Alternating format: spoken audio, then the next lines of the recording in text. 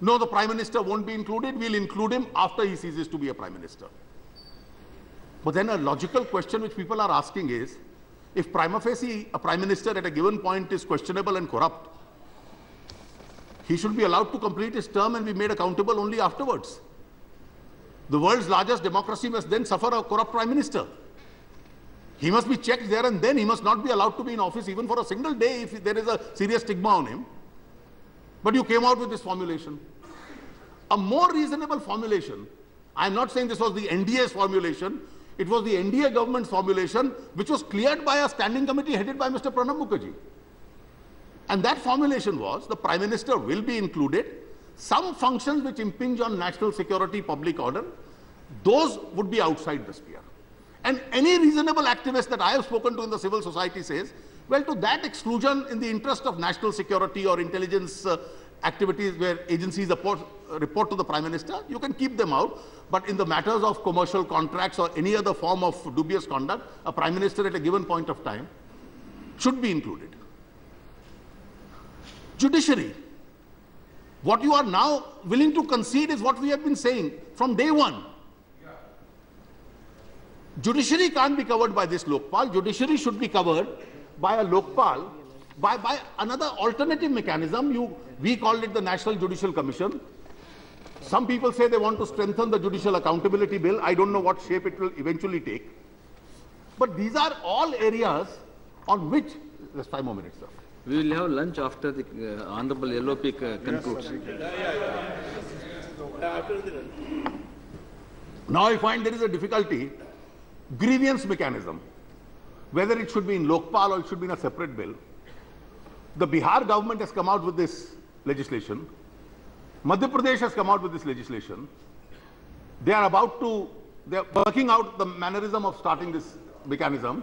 Various other state governments, Mr. Mishra tells me UP has come out. If these government service delivery system, if it's the government service delivery system that you must address the grievances of the common man, whether you have an alternative mechanism or you have the Lokpal covering it, it could be a matter of debate. An alternative mechanism there in Gujarat, but Lokpal not appointed for the last 7 years. Yes. Because of you, because of Congress. Please. No, that you can speak when you speak. Chetapar, please. When you want to speak, you can speak. what is the reason? आप समझिए. Please. How they are violating, the governors are violating. Please. Sir, this is being raised again. I didn't want to join it, but let somebody in the government, two very senior ministers are present in the first row, seriously examine it and make a case study. And you'll reach a conclusion. Please, what is this? You'll reach a conclusion. आप जब बोलेंगे You'll reach a conclusion why offices like governors should be kept away from the appointment of Lokpal.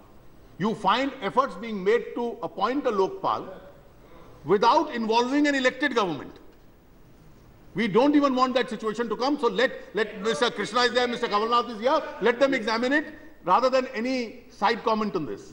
No state government in this country will accept the governor making an appointment and saying the elected government is not to be involved. If that were to happen, then federal structure in India would seriously get impinged. So let's honestly introspect the facts of that state. Sir, please. Sir, most of the other issues that I have found, selection panel to be, these are all issues which are doable. Now you have put one provision you have put in the government's draft, that if a Lokpal is to be removed, he could be a former judge, he could be a very eminent person, only the government can initiate removal. And pending removal, only a government can suspend him. So there is an inquiry against your minister, a Lokpal is conducting, you find a member inconvenient, you can put him under suspension. Now it should either be through an impeachment process or a Supreme Court removal process. It must be independent of the political executive. What is wrong in that?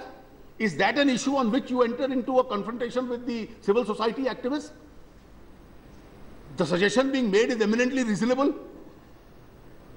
One suggestion, have a bench to deal with corruption cases expeditiously in every court.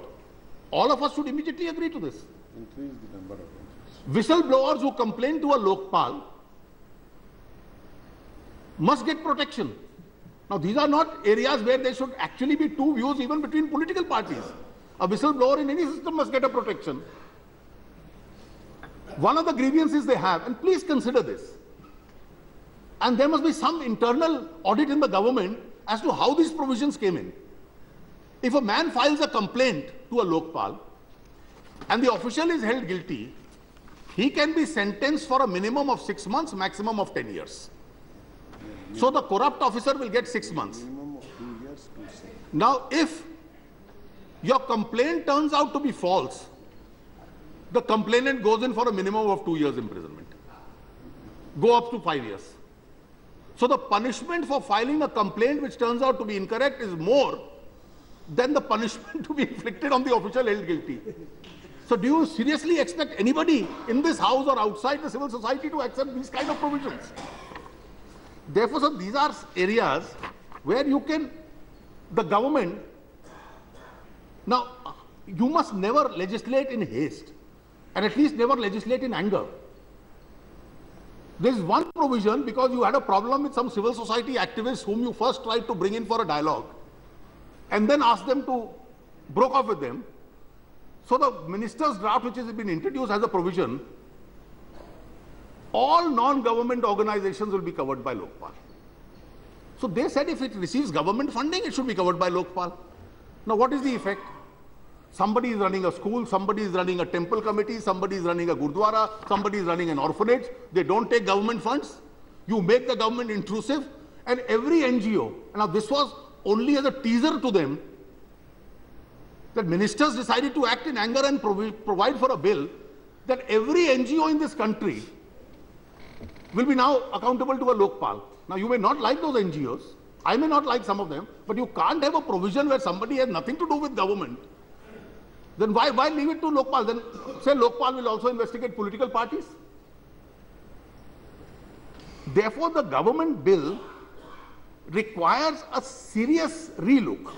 And if there are areas where you or us, we don't agree with some of their provisions, and I think some of them can be made compatible, that they must exist in accordance with constitutional provisions.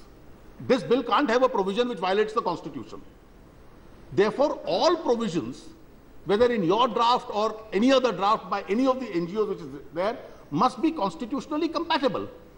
Now, if you sit with an open mind, and rather than break the dialogue and then don't talk again at all, resort to these tactics, democracy functions on some basic principles. That's what we said last week when the Prime Minister made a statement. The ultimate power is with authorities of the government to introduce the law. The authority is with Parliament to approve the law. They have a right to protest and crusade. But then we must neither curtail their right to protest, nor must we get so angry with them and say, like children, we will not speak to you now. And it's only when pressure becomes unbearable that we will start speaking to you. Most of these provisions are such that they are workable, or at least they can be brought within the dialogue domain and a solution can be worked out, rather than create a situation in the society that it appears that there is a confrontation going on between the political system of this country and the civil society. If, sir, our objectives are honorable and our objectives are common, which is how do we now at least seize the challenge and eradicate corruption in this country? If we sit with an open mind, I have not the least doubt that most of these issues can be resolved, and it won't take too much time for it to be resolved. And ultimately, if in some issue the resolution doesn't take place, the will of Parliament will prevail. And Parliament surely has got the message loud and clear that we'll be reasonable. Our principal object will be how to eradicate corruption rather than cover up corruption. If we sit with that mind, I am sure we'll respond to that challenge which the society is now posing before the Parliament itself. I am sure, sir, that we will respond to this challenge adequately and rise to this opportunity which the society really has provided us in terms of a protest. We will use this as an opportunity. Thank you very much, sir.